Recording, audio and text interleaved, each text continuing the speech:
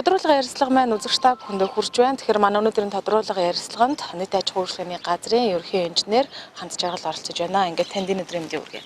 За баярлалаа. Та бүхэндээ ч гэсэн энэ өдрийн мэндийг хүргэе. За тэгэхээр нийт аж ахуйн үйлчлэгээний газрынхан маань өнгөрсөн хугацаанд за яг өнөөдрийн байдлаар яг ямар ажлуудыг хийж байгаа вэ? За өнөөдрийн байдлаар би тэгэхэд ойрдоо одоо хур бороо ихтэй байгаа болохоор ачаал нэлээд ихтэй ажиллаж байна. За төв авт замуудаа цэвэрлэгээ хийж бараг л амжихгүй байна. Гэхдээ бид нар бас жоохон тэнгэр онгоогоо зав талдаа гарангуут гэр хорооллуудынхаа автозамуудын цэвэрлэгээнд орж ажиллаж байна. За хог тээврийн хувьд бол овоожигд явж ижил сая 9 сарын эхээр 8 сарын сүүлээр бүх сургууль цэцэрлэгүүд бас нэгэн зэрэг дуудлага өгөөд бас нэлээд ачаал үүссэн. Энэ 7 хоногт овоожигдэрч эхэлж байна. Тэгэхээр бас нэг хэсэг хугацаанд нэлээд ачаалтай ажиллалаа. Тэгэхээр нийт аж ахуйн үйлчлэгээний газрын хичнээн албаагчтай лээ. 245 албаагчтайгаар нийт аж ахуйн үйлчлэгээний газар хотын иргэдийн аюулгүй орчин, эрүүл ахуй, агаар, цэвэр агаар, орчны нөхцөл байдлын талаар чиглэлээр ажиллаж байна да. Тэгэхээр эдгээр одоо албаагчдынхаа нийгмийн одоо хариуцлагын хүрээнд бас танаа байгууллагын зүгээс ямар ажлуудыг бас хийж байгаа юм бэ? Сүүлд одоо хийж байгаа ямар ажил? За сүүлд нийгмийн хариуц асуудлын ажилтны нийгмийн асуудлын талаар хийж байгаа хамгийн том ажил гэх юм бол бид нар ойрын хугацаанд хог тээврийн ашигч жолооч нарын халуусны газар барьж байна. Халуусны газрыг барихад бас байгууллагууд нэлээдгүй дэмжлэг тусалцаа үзүүлж байна. За халуусны газрыг барихаар бас хэд хэдэн удаа төсөв төсөл явж байсан байлээ.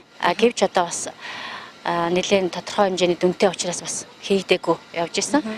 Тэгээд өнгөрсөн оны ихээр бид нар газрын даргатайгаа гэрээ байгуулахдаа ямар ч байсан байгууллагуудаас нийгмийн хариуцлагын хүрээнд нь тусалцаа авна. За дотоод нөөц болцоогоо ашиглаад 2020 онд хог тээврийн ачиж жолооч нартай халуустай болгоно гэсэн зорилго тавьсан. За тэрнийхээ хүрээнд бид нар ойрын хугацаанд бол халуусныхаа ажлыг эхлүүлээд байна. Одоо халуусны ажил маань ямар ч байсан нэг 60% та хийгдэд явж байна. За 9 сарда багтаагаад бид нар халуусаа ашиглалтанд оруулна гэсэн төлөвлөгөөтэй ажиллаж байна. Тэгэхээр сүүлийн үед бас иргэдийн нэлээдгүй бухимдлыг төрүүлсэн асуудал юу гэхээр хотын гэрэл гэрэлтүүлэгтэй холбоотой асуудлууд нэлээд бухимдлыг төрүүлж байсан. Тэгэхээр энэ яг ямар учраас одоо гэрэл гэрэлтүүлэг маань бүгд тасахгүй байгаад одоо шинэ тархины хэсгээр бас хасаад эхэлсэн байгаа шүү дээ. Тэгэхээр энэ талаар бас илүү тодруулгыг таахгүй. За тэгэхээр энэ зуны онцлог бол маш их хур бороотой, дуу цахилгаантай, аянгатай, газрын хөрс маш их чийгтэй ийм байдалтай байгаа. За энэ нөхцөл байдлаас үүдээд эрчим хүчний яамнаас, эрчим хүчний сайдаас ерөнхийдөө энэ гэрэл гэрэлтүүлгийн эрчим хүчний аюулгүй байдлыг ханга, засвар үйлчилгээ хий, нөхцөл байдлын сайжруулах гэсэн чиглэл ирсэн. За энэ чиглэлийнхаа дагуу манай Дархан цэлэнгийн захиргааны төгөөг сүлжээ хотын бүх гэрэл гэрэлтүүлэгт үзлэх шалгалтуудыг хийж байгаа. За ингээд гэрэл гэрэлтүүлгийн асуудал бол одоо ус дулаан шиг нүдэнд харагдаж гэмтэл гардаггүй, газар дор хүний нүдэнд үзэгдэхгүй, гарт баригдахгүй, хамарт өндөрлөгдөхгүй ийм одоо эрсдэл үүссэн нөхцөлийг бий болгодог учраас нэлээдгүй өргөн хүрээнд одоо гэрэл гэрэлтүүлгийн захиргааны эрчим хүчний стандарт дүрмийн дагуу шаардлагуудыг тавьж байгаа. За нийтийн аж ахуйн үйлчлэгээний газар өнөөдрийн байдлаар 30 мянган орчим гэрэл гэрэлтүүлгийг хариуцж ажиллаж байна. За энэ үзлэг шалгалтанд ганц нийтийн аж ахуйн үйлчлэгээний газар бол өртөөгүй. Аж ахуйн нэгж албан байгууллага, сургууль цэцэрлэг одоо бүхэл хүрээг хамарсан үзлэг шалгалтыг хийж байгаа. Тэгэхээр бид нийтдээ нэг 100 гаруй ТП-тэй. Тэрнээс нэг 48 ТП-г бол одоогийн байдлаар тасалсан байгаа. Гэрэлтүүлгийн тасалсан. Тэгэхээр бид өдрөөр ТП болгоноор нь үзлэг шалгалтыг хийгээд аюулгүй байдлаа хангаа, засвар үйлчилгээг нь хийгээд одоо бид нар 26 ТП-г ашиглалтанд оруулсан. Ялангуяа шинэ дархны бол тэр чигээрээ ашиглалтанд орсон хэв ажиллагааг хангасан байгаа. Өнөөдрөөс эхлээд хуучин дархны гэрэл гэрэлтүүлгийн засвар руу орж ирж байна. За тосгон руу нэлээд бас ажиллах шаардлага байгаа. Ялангуяа тосгоных бол гэрлийн шонгууд нь өвөл болохоор овоож хөлдөж гарч ирээд 100 болохоор гисэд налаа одоо хажуул тийшээ налаад ингээ явцдаг. За тэрнээсээ болоод утаснууд нь татагддаг, эсвэл гогцоордог, тэлдэг, тасардаг гэдэг ийм эндээс эхлүүлээд янз бүрийн гэмтлүүд байгаа. За ихээр зэрэг 9 сарын 25 гэхэд ер нь бол энэ гэмтлийг арилганаа гэсэн төлөвлөгөөтэйгээр ажиллаа явж байгаа. Тэгэхээр замтай холбоотой бас одоо энэ нөгөө замын хайс цэцгнүүстэй холбоотойгоор бас нийлэгдэх асуудлууд дагуулад байдаг шүү дээ. Замын одоо урсгал солио гарч ирж байгаа тохиолдолд мод бүттэй тэглэгч байд юм уу, харагдах үзэгдэх орчин харагдахгүй байдаг ч юм уу. Иймэрхүү бодлоос болоод осол аваар их гарах боллоо ч гэдэг юм уу. Ийм асуудал дээр бас танай нийтийн аж ахуйн үйлчлэгээний газрынхан байна бас ямар одоо ажлуудыг хийж байгаа юм бэ? За автозамын ослоос сэргийлэх ажлыг бид нар бол ер нь байнга хийдэг. Одоо энэ манайхны нийлэл сурснаар аюулгүй тойргоос Монгол Алтны уулзар хүртэл автозамын тусгаарлах зурвастай анх хот байгуулагдахаас үүссэн тийм ээ. Тэгэхээр энэ тусгаарлах зурвас дээр бас мод дут толгойн завсраар хүмүүс гардаг, таксинууд дуртай газараа зогсдог, буудаг. Энэ асуудлаас сэргийлж бид нар 17 онд энэ тороостой ногоон хашааг хийсэн байгаа юм. За тэр үед бас гарцуудыг энэ автозамынхан тодруулж өгч ирсэн.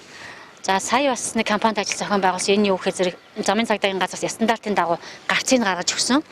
Одоо аюулгүй тойргоос хэтигийн голын уулзуур хүртэл.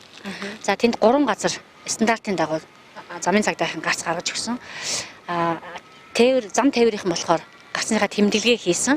За нийтийн аж ахуйн үйлчлэгээний газар болохоор мөн нөгөөх хуучин шигэ ногоон тороостой ашигаар хамгаалтыг хийж байгаа. За гарцтай ойролцоо байгаа мод дотнуудыг бол бид нар жижиглэх устгах, шилжүүлэн суулгах арга хэмжээнүүдийг авч ажиллаж байгаа. Тэгэхээр манай иргэд яг гарцаараа гарч явахыг би бас анхааруулж хэлмээр байна. За гарч заншсан, хөвшсөн газрууд их байдаг. Тэрүүгээр гараа явах юм бол хоёр талдаа одоо баг хашаад байгаа шүү дээ. Нөгөө ийм матмал хашаа байгаа. Дунд нь дахиад тороосон хашаа байгаа. Дахиад цааталт нь одоо ногоон байгууламжтай хэсэг байгаа. Тэгэхээр гарцаараа аль болох гарч амь насаа эрсдлээс хамгаалаарай гэдгийг бас уриалж хэлмээр байна. За гэрэлтэй гудамжны нэг талдаа тороосон хашаатай байсан. За тэгээд тороосон хашаагүй талаар нь хүмүүс маш их яваад юм жим гаргаад байгаа учраас бид нар дахиад нөгөө талд нь бас тороосон хашаа хийж байгаа. Тэгэхээр иргэдийн маань ухамсар бас хотчлт, соёлжилтыг бас дээшлүүлэх зайлшгүй шаардлага тулгамдаад байна гэдгийг би бас хэлхийг хүсэж байна. За өөрийн үед золбин нохоо устгал бас явагдаж байгаа. Хотоос гэрээт анчин маань ирсэн. Энэ удаа бид нарыг 500 гаруй нохоог устгах төлөвлөгөөтэйгээр ажиллаж байгаа. 9 сарын 9-ээс эхэлсэн. Одоо энд нэг ямар ч нэг 7 8 10 хоног ажиллана. За ингээд дараагийнхаа аймаг руу явахаар ийм төлөвлөгөөтэй ажиллаж байгаа. Тэгэхээр иргэдтэй бас юуг анхааруулж хэлмээр байна. За иргэдтэй золбин нохоо устгал дээр бол тэжээвэр нохоогоо хараа хяналтандаа байлгаараа бид нар золбин нохоо устгалыг телевизээр хэвлэл мэдээлэлээр зарладаг байгаа. Тэгэхээр тэжээвэр нохоогоо хараа хяналтандаа байлгаараа бид нар өглөө гэгээ орсноос орой бүрэнхий олтнохоо устгал хийж байгаа. Хол давхиж явж байгаа тэжээвэр нохооны хүзүүч өсөн дотроос харагддаггүй. Тэгээ бас гомдол гарах тохиолдол байдгаа гэдгийг нэгдүгээрт анхааруулъя. Хоёрдугаарт тэжээвэр нохоогоо бас хараа хяналтандаа байлгахгүй бол тэжээвэр нохоонууд бас ард иргэдийг айлгах, хашаанаас алдуурах, өглөө орой хүмүүс рүү давхих асуудал маш их байна. Энэ бол нөгөө тэжээвэр амьтдын хууль гэж байгаа шүү дээ, тийм ээ. Аймгийн сумын бас журам гэж байгаа. Энэ журам хуулийнхаа хүрээнд бас иргэн хүн хариуцлах үүрдэг учраас энэ дээрс анхааралтай байгаасай гэж бас хүсэж байна. За тэгээд мал амьтдаа бас хотын төв рүү битгий оруулаарай гэдгийг бас аль биесээр анхааруулж хэлмээр байна. За тэгээд гарцаараа зөв гарыг хог хаягдлаа, хогийнхаа савнд нь одоо шатаар нөхсөд бас хийчихэж байгаа ч гэдгийг хүсэх байна. За баярлалаа. Баярлалаа. Ингээд ирхэн үзэгчтэй тодруулга ярилцлага маань бүрд өндөрлөж байна. Дараагийн дугаар хүртэл түр баяртай.